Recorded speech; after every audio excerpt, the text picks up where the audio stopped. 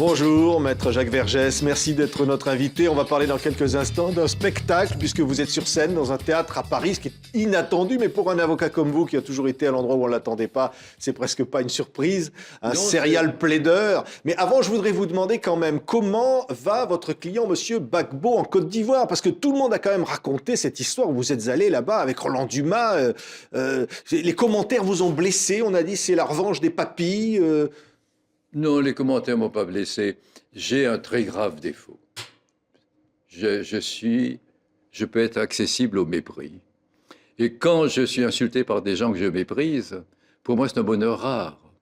Quand une ministre dit que notre expédition était pitoyable et qu'on apprend qu'elle allait envoyer des policiers... C'est Michel Alliot-Marie. Et des policiers aider Ben Ali à matraquer les gens. Que c'est confirmé dans les journaux ce soir, qu'elle a donné son avis favorable pour l'envoi de gaz lacrymogène. Oui. Et alors, à ce moment-là, elle nous fait ce reproche. Oui, mais vous, alors, avec Roland Dumas, c'était un peu... Alors, c'était un peu curieux quand même, cette expédition. Qu'est-ce que vous étiez allé faire là-bas? Alors non, l'expédition, le sens de l'expédition était simple. Nous sommes en France. On sait que la Côte d'Ivoire passe pour la réussite française en Afrique de l'Ouest. C'est le pays le plus peuplé et le plus riche. Dans ce pays, il y a 15 000 Français qui vivent comme des coqs en pâte. Le gouvernement de ce pays a donné le pétrole à Total, le port à Bolloré et l'eau à Bouygues. Oui, mais ça justifie pas. Et on se dit, mais quelle est cette querelle Oui. à propos d'une élection? C'est pas une querelle, c'est qu'il y a un candidat qui a gagné l'élection présidentielle. Mais c'est ce qu'on dit, mais d'après les procès-verbaux des élections, il apparaît le contraire, que je vais publier. Et puis d'autre part, il y avait un jour, je tiens une conférence de presse à Abidjan, et il y avait un journaliste belge. Je lui dis, vous êtes belge? Il s'attendait à ce que je raconte une histoire belge. Je lui dis, que penserait le roi Albert si un matin, le président Gbagbo lui téléphonait en disant, votre querelle des Flamands et des Wallons a assez duré, je vous donne 48 heures pour régler ça.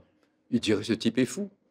Oh, vous, en Europe, vous n'êtes pas ici, vous demandez à ce type de foutre le camp dans les 48 heures. Mais il a le droit de penser que vous êtes fou aussi. Ouais. On va évidemment parler de votre spectacle, Jacques Vergès. Mais la justice, c'est une affaire de politique, on le voit d'ailleurs. Hein. Alors, en France, c'est de l'affaire Laetitia, cette jeune fille. Le président de la République qui demande un comité de suivi pour les délinquants sexuels, récidivistes, violents, etc. Récidivistes. Vous dites quoi, vous, par rapport à tout ça? Je dis que la justice est une chose extrêmement grave. Il s'agit de drames humains aussi bien du côté de la victime que du criminel. Bon. Et qu'on doit examiner ces choses avec une extrême prudence. Or, en faire un sujet de polémique, un sujet électoral 15 condamnations et des condamnations pour des faits qui auraient pu lui valoir 20 ans de prison, et à 31 ans, il était dehors. Oui, mais alors là, vous me demandez de condamner les tribunaux qui l'ont laissé sortir. C'est puni par le code pénal. Porter atteinte à au crédit d'une décision de justice est passible de la correctionnelle. Ne me demandez pas de commettre une faute pour correctionnelle. Oui, mais le président de la République dit par exemple qu'il faut introduire des jurés populaires. Il faut pouvoir, pour les remises en liberté, il faut que le jury des peuples finalement puisse décider aussi. Je crois que, alors à ce moment-là, il vaut mieux supprimer les magistrats complètement. C'est un acte de méfiance envers les magistrats. Les magistrats font des études pour pouvoir juger en toute gravité. Ils parlent au nom du peuple. Ils parlent au nom du peuple. Donnons carrément la parole au peuple, alors. Oui, mais alors là, vous savez, quand on donne carrément la parole au peuple, ça se passait en Alabama. Vous savez, cette femme qui a été violée, c'est un nègre. Et on prenait le premier noir venu, on le pendait. C'est ça, le lynchage de la justice populaire dans son état le plus brut. Oui, ça, je veux dire, vous êtes il faut tempérer. Oui. Je comprends, je ne critique pas l'émotion populaire. Elle est nécessaire, elle est inévitable. Mais il faut la contrôler. Oui, mais vous faites du théâtre, on va en parler, serial plaideur au Théâtre de la Madeleine à Paris, hein, les samedis, et les dimanches et lundis. Et là, vous montrez la justice comme un théâtre. Vous lui rendez pas service. Je ne montre pas la justice comme un théâtre, je montre la justice comme elle devrait être. Et qu'il y ait un rapport entre la justice et le théâtre, c'est évident. il y a le sujet du procès, le sujet du roman, c'est le même. C'est une transgression. C'est Macbeth, c'est un assassinat. Gatsby, c'est une histoire financière. Le Thérèse d'Esquerou, c'est un empoisonnement. Voilà des affaires qui donnent lieu à des romans et à des tragédies, qui donnent lieu à des procès. Le contenu du procès, le contenu du roman et de la tragédie sont le même. C'est une tragédie humaine que vous racontez sur scène. Absolument. Hein, c'est la tragédie de l'homme qui juge l'homme et qui finalement se juge lui-même, parce que vous dites, il n'y a pas de monstre. L'assassin nous ressemble. Bien sûr. Et c'est ce qui est effrayant. C'est ce que je veux montrer. Si l'assassin est un monstre, il est né avec des canines de Dracula, il a du poil, il est comme un gorille, ça ne nous pose aucun problème. Qu'un lion mange un explorateur, on le regrette pour la famille de l'explorateur, mais ça ne nous pose aucun problème. Ça ne nous empêche pas de dormir. Mais qu'un compagnon de l'explorateur le tue, ça nous pose un problème.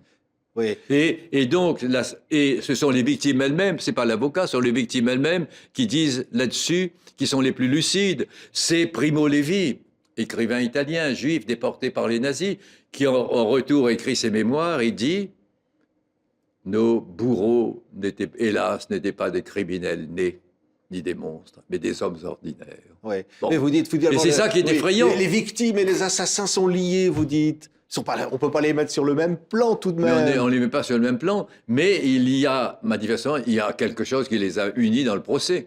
Bon. Et vous avez le juge Falcone dit à propos des mafieux, il ne faut pas considérer les mafieux comme des monstres, parce qu'alors on ne comprendrait pas du tout ce qu'ils veulent, ce qu'ils font, leurs forces, leurs faiblesses. Si on les voit comme des hommes, alors on comprend leur démarche et on peut s'y opposer. C'est Freud. Et Freud, dans ce domaine, est le témoin le plus persuasif. Freud, en exil à Londres à 90 ans, un cancer lui dévore les os de la mâchoire, il souffre horriblement. Il est désespéré de voir son pays sous la botte nazie, son pays l'Autriche. Il est anxieux devant la guerre qui arrive.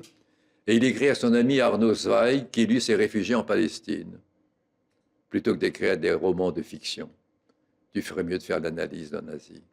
Et comment combattre quelqu'un si on ne comprend pas ce qu'il y a dans sa tête? Non pas pour l'excuser, mais pour comprendre. Et en défendant Barbie, en défendant des terroristes, vous avez compris, vous, Jacques Vergès, aujourd'hui, j'essaye de comprendre ce qui les a amenés à faire ce qu'ils ont fait. Et ce faisant, ce n'est pas un travail subversif que j'accomplis, parce qu'en éclairant ce chemin du crime suivi par un criminel, j'aide la société à prendre des mesures de prévention pour mettre sur ce chemin toutes sortes d'embûches pour que personne ne soit tenté de le prendre.